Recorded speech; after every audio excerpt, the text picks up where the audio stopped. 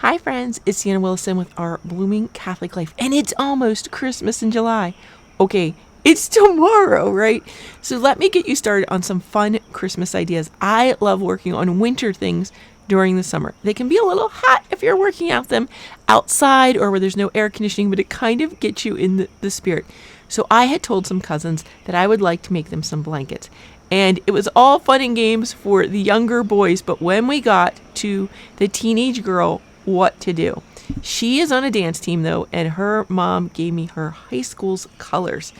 And I found this sparkly yarn that was in her school's colors, and I could not resist it.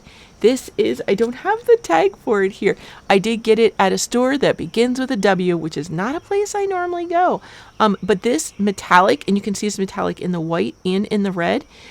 It was not hard on my hands. It's very soft, easy to work with. It's a lovely little blanket. And what pattern did I decide on for her? I went as easy as I could. Let me hold it up for a second to show you. Isn't it great? It is fully a star. It is a giant star pattern. Super easy. It's pretty much the same pattern throughout the whole thing. So it is a mindless crochet. And what I basically did was I did the red. That was one skein. The next white, I actually did 2 skeins of white, and then one of red, one of white, and then this last one was of red. And I did the last 2 rows. So I did the red, I did 1, 2 rows in double crochet and then 2 in single crochet to make a sturdier edge for it. I considered slip stitching around, but I did not. And so that is actually what I did. Let's see here. 1, 2, 3. Oh, it was 3 skeins of each. I remember now. 3 skeins of the white, 3 skeins of the red. Yep. That is exactly what I did. And it made this giant, it's a really nice size blanket, right? I think it's going to be perfect for her to take possibly on the bus or something. I don't know. Dance teams, I guess, go to away meets. I just thought it would be super fun and colorful. And what is it? It's basically double crochet. It's your standard making a ring. You can see in the beginning. I'll hold it up. Wait, you want to get the right side. Sorry. Hold up the correct side. You can see it starts out as your normal ring, right? It's just your normal round for the first couple of rows. So first 2 rows are just normal crocheting around. So how many was that? I believe it's a chain 3, and then 1, 2, 3, 4, 5, 6, 7, 8, 9, 10, 11. I feel like it was 12. Let me count again. 1. Oh, because I didn't count the chain 2. So it's 12 in a ring, and then we're going to double it, right? And then for the third one is where we introduce our V stitches. And once we get our V stitch pattern going, see here, it's just a simple V, and then it's going to become more. And then we're going to end up working our pattern. Again, this is going to be in the description below. And the pattern, I had to fudge it when I got to the singles.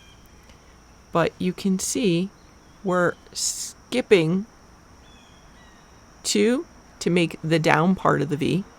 We skip 2. That's basically it. We're skipping 2. Skip 2 on every, that's what makes that little eyelet there. We're skipping 2 in the down part of the V, and in the upper part of the V, in the chain 2 here, see, it's going to be, don't look at that end red one. Every time it's going to be a 2 and then chain 2, 2. So that's going to be another V stitch in the point, and in between the ups and the downs, it's just a double crochet in every double crochet. So once you've mastered the double crochet, which is a pretty easy peasy stitch early on, you can make this beautiful blanket. Now for something a little more complicated, and I went with using the whole skein at a time with that because I was afraid that yarn was going to be difficult to sew in ends. It didn't end up being that, but I was really worried about it. Now this same store, well, let me see, I may have the wrappers for both of these. Okay, the same store, so this is, wait, I'm looking for the name of the yarn. Mainstays yarn. I also got a cozy chenille yarn. So it looks like this. I thought that Mama Bear might also like a blanket in the colors of the high school. Oh no. Wait, this said Mainstays Cozy Chenille. And this says Yarnspirations Bernat Blanket. Perhaps they are a mix here. Interesting. Anyway, it's the same. It's like to me, it's a chenille, but it's like a pencil size. And they go lovely together. And what I'm doing is this. Wait till you see it. Isn't it lovely? It is a really unique stitch that I found. Again, I'm going to put this pattern in there for you. It's a it's a decrease half double or something crazy like that. Is a crazy, crazy stitch I've never heard of before. So it's properly going this way.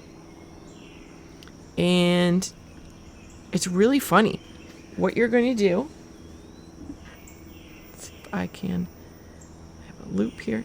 It's done on an N. You see this chunky monkey? It's on an N. It's crazy. Again, these are free patterns. I think they're both Yarnspirations patterns. I'll try and get the name of the yarn at all when I can. I'm going to chain 2 on the end. And then I'm really going to do this. Now, I'm not doing it exactly how they have it because I want it to be a little lacy. Why am I doing it a little lacy? Because it's chenille yarn. Chenille gets really hot. So I wanted to have bigger holes. So I'm doing this badly. I'm not really decreasing. I just love the look of it. So I'm going in the first hole, grabbing, pulling up. Now I have 2 loops. Now I'm going to yarn over and go in, pull up a loop, and now I've got 4 loops on the hook, yarn over and go through all 4. And then I'm going to chain 1. And then I'm going to go to this next loop over here. I'm going to go in, right, grab 1, yarn over, down in, grab the yarn.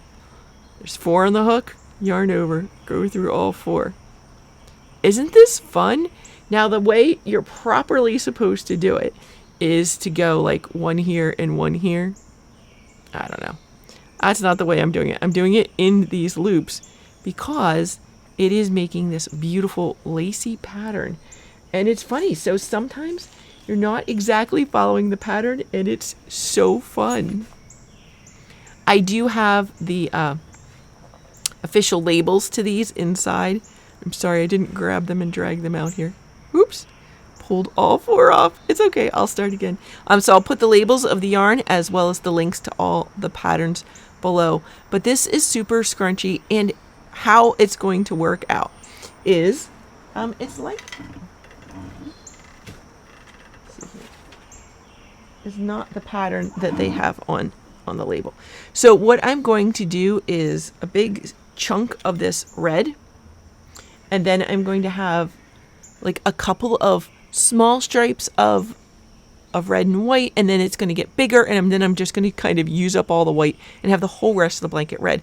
I don't want the white to be somewhere that it's going to get super dirty, so I figured that would be the top part of the blanket that Mama Bear would put on her, and the solid red would be more for the bottom, where it would have a greater opportunity to get dirty. So that's my plans for this. Again, isn't it a gorgeous stitch? And it makes these beautiful puffs, and it's just so amazingly soft. I was inspired by all those blankets everybody has on Pinterest and their wedding registries and all, and I thought I couldn't use this chenille yarn.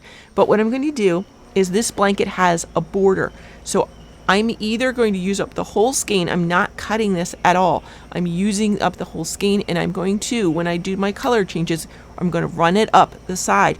And then as I come around for the border, I'm going to cover all of that, and you're not going to see it. So I'm very excited to do this. Again, all the links will be in the description below. And this would be super fun. Red and white very much can be Christmas colors. You could add some green stripes if you're looking for Christmas decor ideas. But if you're looking for gifts, yeah, match up. If you've got a grandchild or niece or nephew, whatever at a school. Schools all have websites now. You can pull up the websites and see what the school colors are and make these great blankets for kids. And if you're making them for a homeschooler, let the kids choose their own, quote, school colors. We've done that before, where we've made up our own little school, picked our own school mascot, and had our logo and everything. And then when we got to high school, my son did choose a distance education program, and so we had proper colors. We had that bright royal blue with a lovely golden yellow. And so then we had school colors, and so we made things in school colors. So when we did things like the March for Life or field trips, we were wearing official school colors, and we looked very field trippy.